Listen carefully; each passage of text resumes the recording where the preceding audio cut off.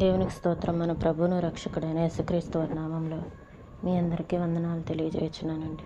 ఈరోజు దేవుని వాగ్దానము సమూయేలు మొదటి గ్రంథము 3వ అధ్యాయము 18వ వచనము.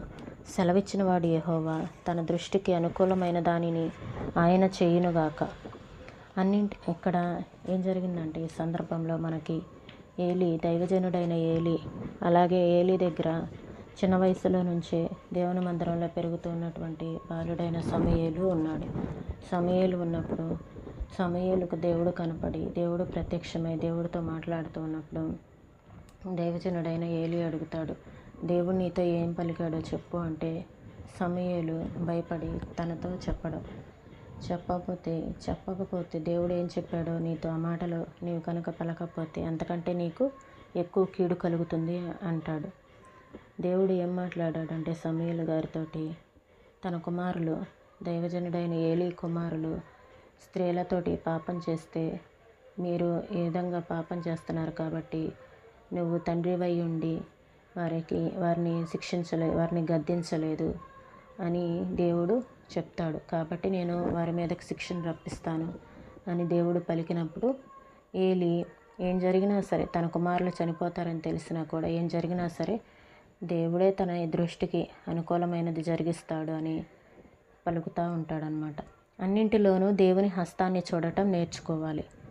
ఇలా తన కుమారులు చనిపోతారని తెలిసిన దైవజనుడైన ఏలీ ఇక దేవుడే ఏం జరిగినా సరే తన దృష్టికి అనుకూలమైనది ఆయనే చేస్తాడు అని చెప్తాడనమాట.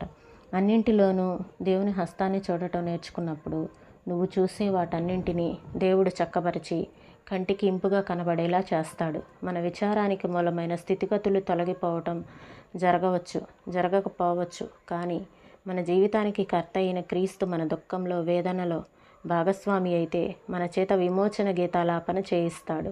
ఆయనపై కన్నులుంచి ఆయన ఆలోచన వ్యర్థం కాదని ఎరిగి, ఆయన శక్తి విఫలం కాదని తెలుసుకొని, ఆయన ప్రేమ తగ్గిపోదన్న నమ్మకం కలిగి, ఆయన మనకు విధించే యాతనకరమైన పరీక్షలన్నీ మనకు లోతైన ఆత్మానుభవం అలవడటానికి అని గ్రహించగలిగితే మనకు ఎడబాటు, వేదన, బాధ, నష్టం కలిగిన సమయాల్లో మనం అనగలం, దేవుడు ఇచ్చాడు, దేవుడే తీసుకున్నాడు, ఆయనకు స్తోత్రాలు.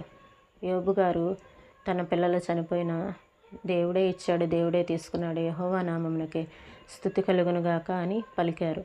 ప్రతి దానిలోనూ ఆయన హస్తాన్ని చూడగలిగినప్పుడే మనలను వేధించే వారి పట్ల మనం ఓపికతో ప్రవర్తించగలం. మనల్ని ఎవరైనా మాటల చేత అవమానించినా కానీ, ఇంకేదన్నా జరిగినా కానీ ఆ విషయంలో ఓపికతో ప్రవర్తిస్తే అప్పుడు మనం దేవుని హస్తాన్ని చూడగలిగినట్లు అన్నమాట. దేవుని ప్రేమపూర్వకమైన జ్ఞానయుక్తమైన సంకల్పాలు మన పట్ల నెరవేరటానికి వారంతా ఆయన చేతి పరికరాలుగా వారిని గుర్తిస్తాం. మనలో మనం అలాంటి వారి గురించి దేవునికి కృతజ్ఞతాస్తుతులు చెల్లిస్తూ ఉంటాం. మనలో చెలరేగే తిరుగుబాటు ఆలోచనలను మరి ఏ ఉపాయం చేత అరికట్టడం సాధ్యం కాదు. మనలో చెలరేగేటువంటి తిరుగుబాటు ఆలోచనలు ఓర్పుతోనే మనం వాటిని ఎదిరించగలం. ఇక్కడ దైవజనుడైన ఏలీ తన కుమారులు చనిపోతారని తెలిసిన దేవుని మీద ఏ విధమైన చెలరేగేటువంటి తిరుగుబాటు ఆలోచనలు లేవు, కానీ దేవుడే తన దృష్టికి అనుకూలమైనది చేస్తాడు అని దేవుని చిత్తానికి తనను తాను అప్పగించుకున్నట్లుగా మనం చూడగలం. నిద్ర రాక తలపులు నెమరు వేసుకుంటూ క్రొత్త ఆలోచన ఏదన్నా ఇమ్మని అడిగాను. ఆత్మల ఊరటకు ఒక దివ్య ఔషధం, పైనున్న వాటిని వివరించి చెప్పే విలువైన మార్గం, ప్రేమించటానికి, సేవించటానికి మనుషుల్ని ప్రోత్సహించే పవిత్ర భావం, స్వార్థాన్ని పరిహరించి పాపాన్ని పరుగులెత్తించే పరమపదం. మోకాళ్ళూని ఆయన ముందు ప్రార్థిస్తే ఆ నవ్య భావన నాలోకి నిండుగా వచ్చింది. సర్వజ్ఞుడైన దేవుడు అంతా వివరించాడు. చిన్నవి పెద్దవి అన్నిటిలో దేవుని హస్తాన్ని చూడు అంటూ ఏది ఎలా జరిగినా ఆయన్ను స్తుతించు.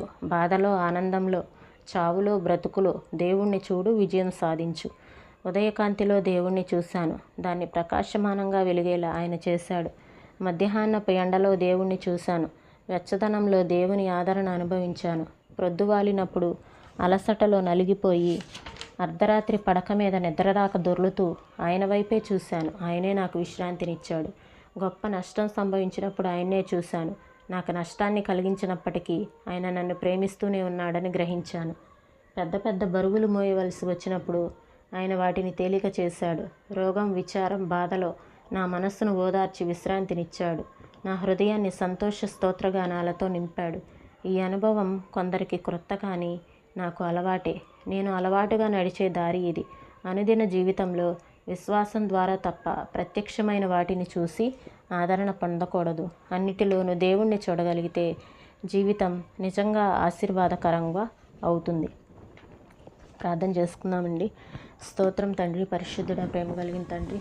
అయ్యా నా తండ్రి, మా జీవితాల్లో ఏం జరిగినా సరే, కష్టాలు వచ్చినా, నష్టాలు వచ్చినా, బాధ కలిగినా నాయన ప్రభ, ప్రతి విషయంలో నాయన మీ చిత్తానికి అప్పగించుకొని మీరే మీ దృష్టికి అనుకూలమైనది చేస్తారనేటువంటి ఆలోచన మేము కలిగి ఉండటానికి మాకు శక్తినివ్వండి ప్రభ. తిరుగుబాటు ఆలోచనలు మాలోకి రాకుండా, నాలోకి రాకుండా నా తండ్రి నాయన ప్రభ, అయ్యా నా తండ్రి, మీ చిత్తానికి మేము అప్పగించుకునేలా శక్తినివ్వు తండ్రి ప్రభ. విశ్వాసం కలిగి ఉండేలా మాకు సహాయం చేయండి ప్రభ.